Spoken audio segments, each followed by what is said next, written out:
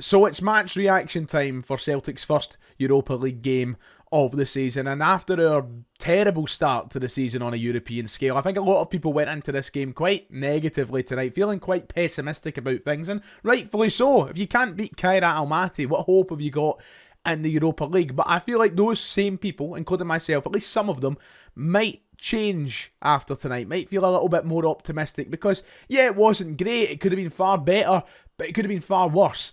And all things considered, amongst all of this negativity and questions about the squad, I actually think that leaving Belgrade with a point tonight is quite a good result. And any other time, without all the negativity surrounding us, I think we'd be even happier with a point coming out of Belgrade. So it's a weird one, we're going to talk about it.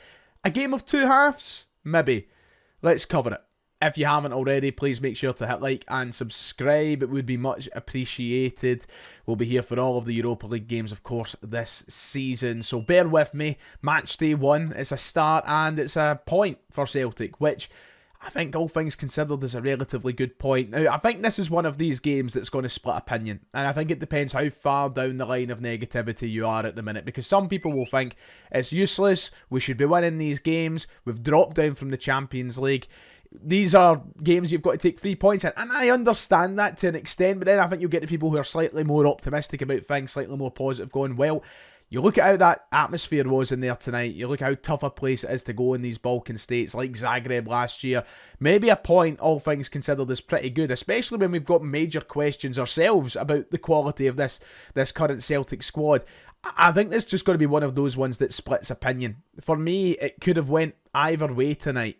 I think we could have either been sitting here talking about Celtic winning the game if it wasn't for conceding a pretty scrappy goal, a poor goal. But it's also a game that if Celtic could have easily lost as well. You know, I don't think that there's any reason to be dramatic either way about tonight. I think both teams probably got what they deserved out of it. Both teams defended pretty well over the course of the 90 minutes, and they took a chance each when they popped up. Yes, we could have scored more, but Belgrade also could have scored more tonight. I don't think any team was the runaway favourites at the start of the game, and I don't think any team ended the game by any stretch the much better team. It was a real stalemate at times, especially that first half. So, I don't know, it's just a really, really weird one. It's one that I'm choosing not to get bogged down about. In fact, it's made me feel more optimistic about what's left in the Europa League, I'm not going to lie. The fact that we went over there and played for as well as we did in portions of the game and defended as well as we did, especially, look, attacking wise, I don't think we were by any stretch fantastic, but especially the way we defended, it gave me faith that, yeah, in these tough games away from home, we can go and we can get the job done, and then hopefully when it's our turn to play at Celtic Park, we can turn it up a bit, we can start to look more positive moving forward, we can start to attack the game better. I think just avoiding defeat on match day 1 is going to be really, really important. And listen, Red Star Belgrade aren't any pushovers, they aren't any mugs, they should be a Champions League team as well. They got knocked out by a side that they shouldn't be getting knocked out by. They're the champions of their respective nation. They have great players too. This is a tough away game. I'm not rewriting anything here. Would I have wanted Celtic to win? Yes. Do I expect Celtic to win? I'm not going to say I don't, but I'm not going to be angry about a draw. I'm not going to force that anger. I'm not going to pretend. I'm not going to put on this faux performance for everybody that I'm absolutely raging we didn't win tonight. Yes, I'm frustrated at aspects of the game, but that's as far as it goes for me. I think when all things are considered and everything's said and done, I'll take the point. Let's go back to the start. Let's talk about the football, and let's try and do it as quickly as we possibly can, because it's getting late. The first half wasn't great. It did make me go into half-time thinking, God, we still are struggling moving forward. And I think everybody felt that way. But it was a game, I'm not trying to make excuses here, but I wasn't going into expecting Celtic to be peppering the Belgrade goal. I wasn't exactly expecting chance after chance after chance and for Celtic to be this thunderous, ferocious attacking machine, especially when these sides have got good defenders, they're set up really well, and you're in their backyard. But it was poor. It was really poor from an attacking point of view. And I would say concerningly poor to an extent. But I think most of that came from the midfield. And my biggest takeaway from the first half, when the whistle went, was that in the midfield, we have big, big questions at the minute. So, I don't think we need to have a huge dialogue about the first half. I think we defended really well. I think the front three were starved of opportunities. I think Taneke was once again trying to force it down that left-hand side. I think Yang was even giving it his all despite lacking the real quality that he needs. I think Maeda was just locked out of the game, to be honest. The main dialogue, the main conversation for me in that first half had to come from the midfield, where big questions need to be asked moving forward about how we set up that midfield three. And it's not the first time that I've spoke about that and specifically on this channel. Even on the pre-match live stream that I done before the game tonight, I said I worried about the midfield three. I said I worried about Callum McGregor, and I listened to all the concerns about Rio Hatate. And who were the two worst players in the park in that first half for Celtic? It was Callum McGregor and Rio Hatate. And I don't think Nygren was much better, but I think he showed glimpses of being able to get into positions. He sent in a couple of good balls, certainly better chances created by him than his other midfield partners. So I give him a little bit more credit, but I think in general the midfield as a three were really, really poor, and Hatate and McGregor were the worst two in the park for me. I actually put up a tweet about it at half-time saying, generally, don't think we've been that bad, getting what I expected, but the midfield was letting us down greatly, and they were. They really were. Hatate, yeah, big conversations, serious questions need to be asked. Rio Hatate, how much longer can we feasibly put up with the conversations of, oh, he's a great player, when we see it once every what feels like 15 games? Now, I'll hold my hands up. On the live stream, before the game, I was defending Rio Hatate. I was. I did acknowledge he hasn't been all that great this season, but I was defending him. But I can't defend him forever when he plays like that. And to be honest, he should be dropped from the team if he continues to play like that. I don't think Rio Hatate should be starting against Hibs at the weekend. I don't think Rio Hatate should be starting against Braga next week until we see serious improvement from his performance. For me, in that first half, Rio Hatate looked like a player who was knackered from the first whistle. It wasn't like he was knackered 10 minutes, 20 minutes in after he'd ran about. No, he looked knackered from the minute the game started. And that's concerning. Now, I think a lot of people are going to pull out the usual, oh, it's his attitude, it's his mentality, it's this, that, the body language plays will be in full force. I don't even know if it is necessarily that. He just looked gubbed. Physically, he didn't look at it at all. And you could see the midfield was too slow, it was too passive, and yeah, Rio Hatate was the main culprit of that moving forward anyway. Nygren wasn't much better. He was too slow. He was too passive. But as I said, I think he did well at picking up in areas and creating chances, something that Rio just didn't do. That midfield needs change. And I know that on paper, Brendan and other Celtic fans might think, and even me going into the game, I thought maybe that is our best midfield three on paper. But you can only use the phrase on paper for so long. You need to change things if it's not working.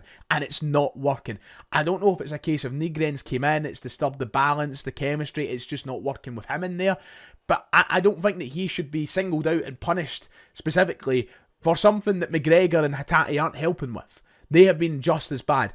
And McGregor in that first half might have been one of his worst 45 minutes I've seen from him playing at Celtic. And I'm not over-exaggerating. I don't think I am. I've seen plenty of people online agreeing with me, but I don't think I'm exaggerating.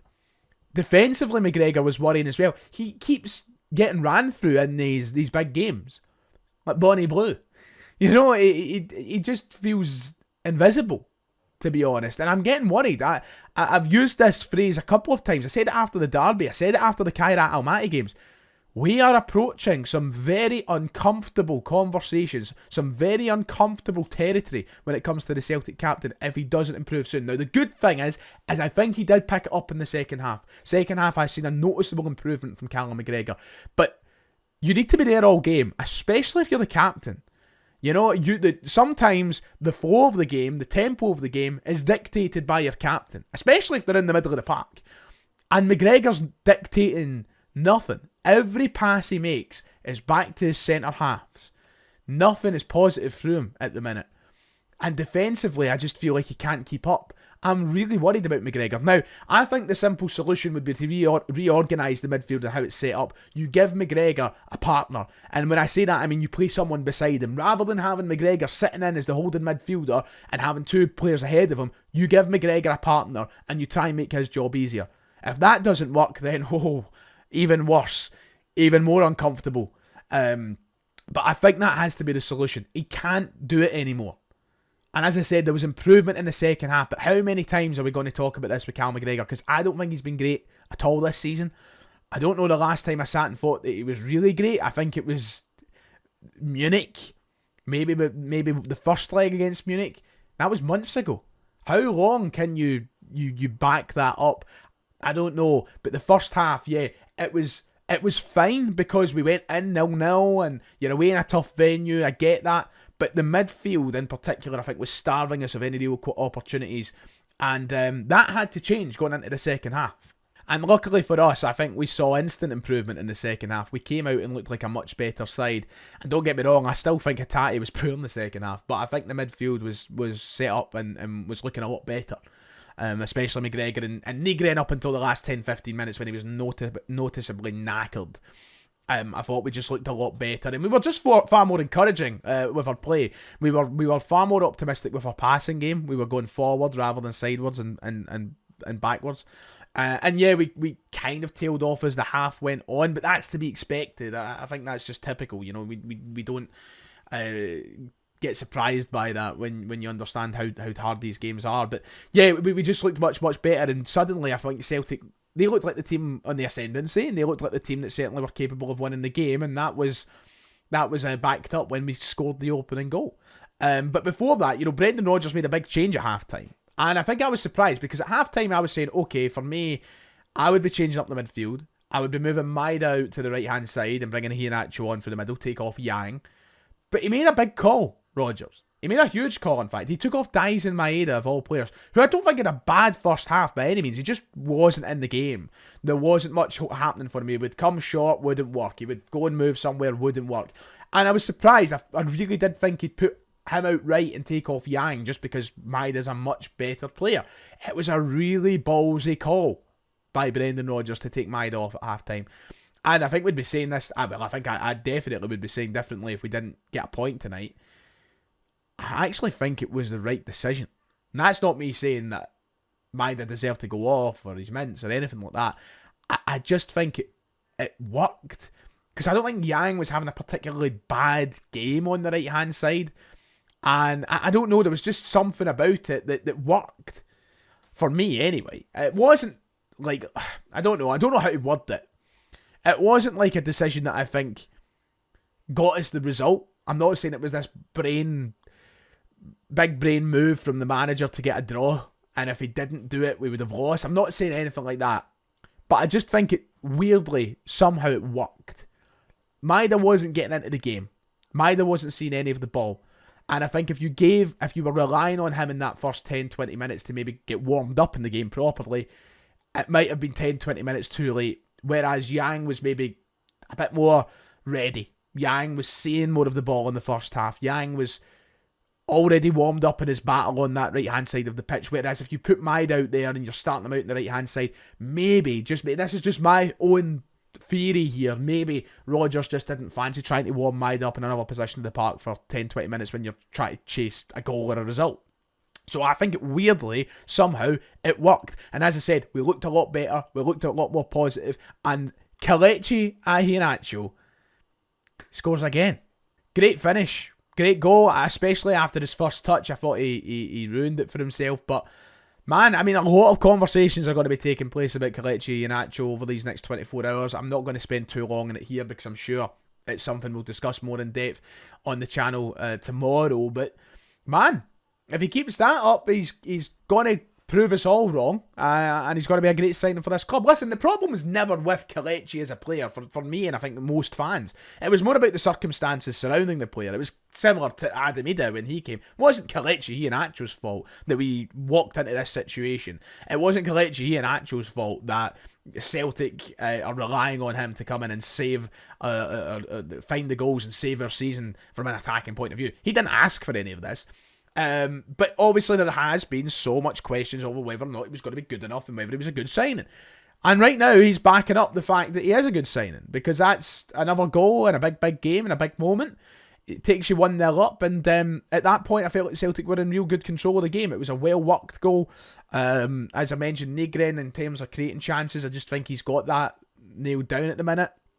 And yeah, great goal, 1-0 up. We're looking really good. It's just a shame about what follows. And I will say, maybe hindsight is great. And I said in my stream before the game, I don't think Iheanacho will start just because he's not match ready.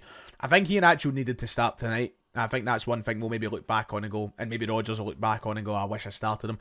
Just because we needed that presence. He's not like the gift from God, the greatest player ever. I'm not saying you can give him a ball, he'll hold it up and we'll always make something, but something that wasn't working in the first half for me was the amount of low balls we were trying to drive into the box. Donovan, for example, or Tierney, or Tanecki, or anybody in the wide areas, basically, was like getting a ball into the box, but it was always low and it was always just hitting the first man and it wasn't working. And I get why we were doing it. It's not as if Maida's blessed with height when he's up against these 6'3" defenders or whatever. So like it made sense, but it just wasn't working. And maybe if we had Iheanacho there in the first half, we would have gambled a bit more. We would have been a bit more suited to match their defenders. Yeah, listen, when he came into the game changed. The game changed for me. I think that's why we saw such an improvement going forward. It didn't last too long, but it was definitely an improvement. The goal we concede is sloppy, and it's Kasper Schmeichel's fault. Let's be real. He shouldn't commit the way that he does. He takes himself out the goals. It's a bit of a calamity, and we concede a scrappy goal. And I think that's why some people will be frustrated about tonight's result, because the goal we concede is a stinker. And I'll say that. Yeah, of course, it was a stinker. It's a mess of a goal to concede. A moment of madness, if you like. But they could have had another couple. Let's be real. You know, that's why I'm not overly annoyed, because I'm like, right, they probably deserved a goal at some point in the game.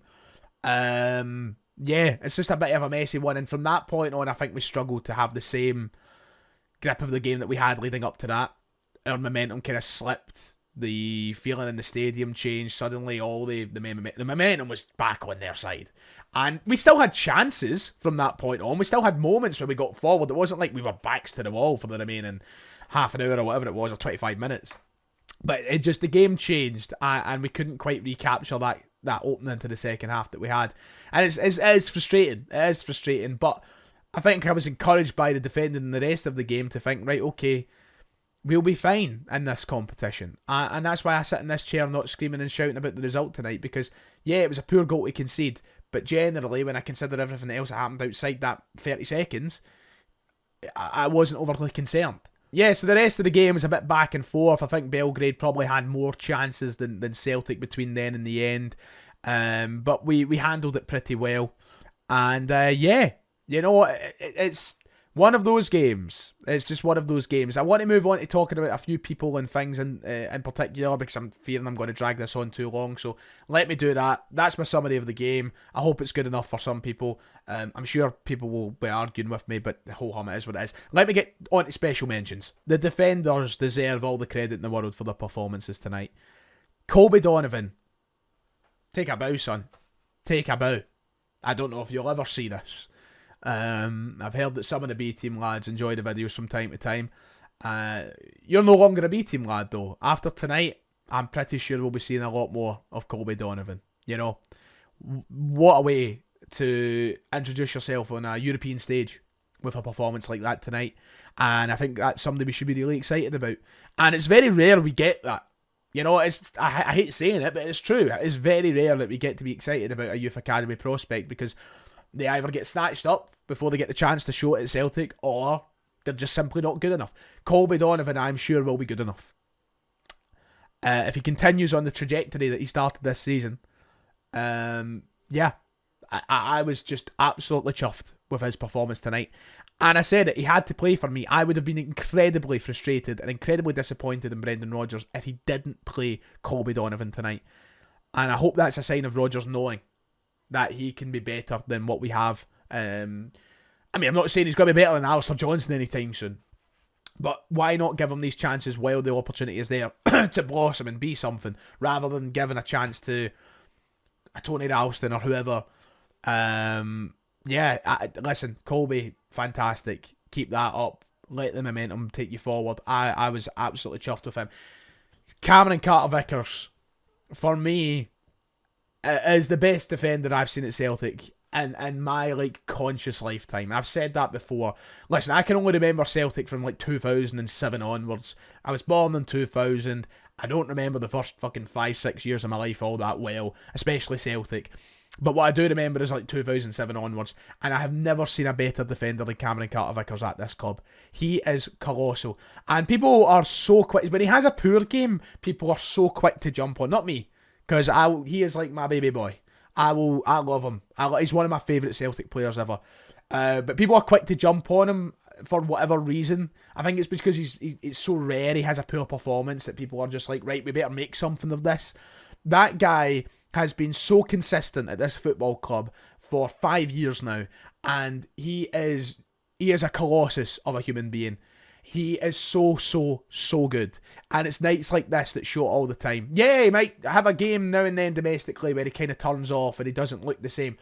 Who wouldn't when you're playing that well so often? He is a colossus, and I love him to bits. And Liam Scales, you all know me as the guy that comes on here quick enough to shit on Liam Scales when he has a poor game.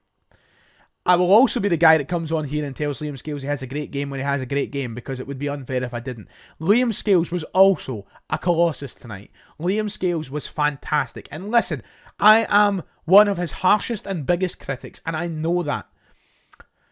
But when he has games like this, it's easy to understand. It's easier to understand why Rodgers has so much trust in the guy. His problem's never been defending. I think Liam Scales has always been a pretty solid defender. His problem's always been with the ball at his feet. And he wasn't great with the ball at his feet tonight. But do you know what? In that first half in particular, at least he was trying to put the ball forward. Because Callum McGregor wouldn't put the ball forward. Rio Hatate wouldn't put the ball forward. And sometimes you've just got to get Scales to try and take some risks. But defensively, he was superb tonight. Maybe not as good as Vickers, but just as... No, do you know what? Yeah, just as good as Vickers. Just as good. He was solid. And it's a real shame they didn't get their clean sheet, the centre-halves. And the rest, Tierney and Donovan as well. But those guys deserve big special shout-outs for me. And Kelechi. Although Kelechi, son, when you tried to dink it over the keeper, just burst the net. We really should have been 2-0 up. You bottled that. But I'll try and forget about it. Anyway, there we are. Right, this has been a long match reaction, but it's the Europa League. European football's back, baby. I'll be on here tomorrow to talk about things a little bit more in depth. I'm sure there's probably stuff that I've missed you want me to talk about. I'm sure there's stuff you probably disagree with. But for now, that's your whack. I'll see you next time.